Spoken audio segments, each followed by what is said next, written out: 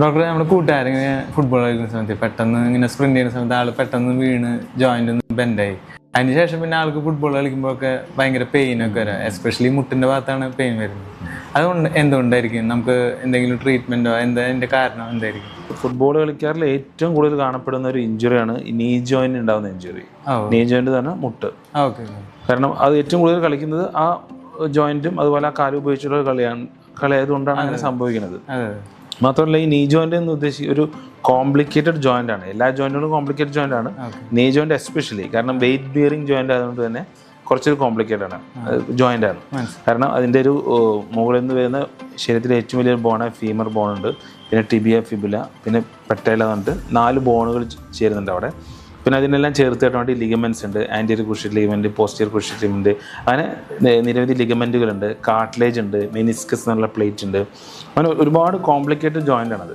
അപ്പോൾ നമ്മൾ football play ചെയ്യുമ്പോൾ പല ആക്ഷനും പല ആംഗിളാണ് നമ്മൾ പ്ലേ ചെയ്യുക കളിക്കുമ്പോൾ. അപ്പോൾ അതിൻ്റെ ഭാഗമായിട്ട് ഏറ്റവും കൂടുതൽ കാണപ്പെടുന്ന അവിടെ ലിഗമെൻറ്റ് ഇഞ്ചുറിയാണ്. Anterior cruciate ligament, lateral ligament, ഇങ്ങനെയുള്ള ലിഗമെൻറ്റിനാണ് ഏറ്റവും കൂടുതൽ ഇഞ്ചുറി സംഭവിക്കാറ്. അത് പെട്ടെന്നുള്ള ഷോട്ടിലും കൂടുതലുള്ള ഫ്ലെക്ഷനൊക്കെ സംഭവിക്കുമ്പോൾ പെട്ടെന്ന് സ്പ്രിന്റ് ഒക്കെ ചെയ്യുമ്പോൾ അത് അങ്ങനെ പെട്ടെന്ന് വരുന്നുണ്ട്. ലിഗമെന്റ് ഇഞ്ചുറി എന്ന് പറയുമ്പോൾ 3 ഗ്രേഡ് ഉണ്ട്. First grade, second grade, third grade. First ഗ്രേഡിലാണെങ്കിൽ നന്നായിട്ട് ചെയ്യാൻ പറ്റും. സെക്കൻഡ് ഗ്രേഡ് ആണെങ്കിൽ ഒരു പരിധി വരെ ചെയ്യാൻ പറ്റും. തേർഡ് ഗ്രേഡിൽ നമുക്കൊന്നും ചെയ്യാൻ കഴിയില്ല. ലിഗമെന്റ് കംപ്ലീറ്റ് കട്ടായി പോകും. പക്ഷെ അതിന് മുമ്പ് എല്ലാ ലിഗമെന്റ് ഇഞ്ചുറി ആവണമെന്നില്ല. ചെറിയൊരു മസിൽ സ്ട്രെയിനോ അങ്ങനെ എന്തെങ്കിലും ഉണ്ടെങ്കിലും വേദന ഇതുപോലെ കുറച്ച് ഉണ്ടാവും.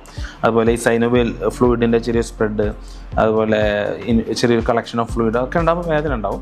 എല്ലാം ലിഗമെന്റ് ഇഞ്ചുറി ആവണമെന്നില്ല. ചിലപ്പോൾ കാർട്ടിലേജ് പ്രശ്നമാവാം, മെനിസ്കസ് പ്രശ്നമാവാം, അങ്ങനെ പല കാരണങ്ങളുണ്ട്. പക്ഷേ ആയുർവേദത്തിൽ നല്ല രീതിയിൽ ട്രീറ്റ് ചെയ്യാൻ പറ്റും.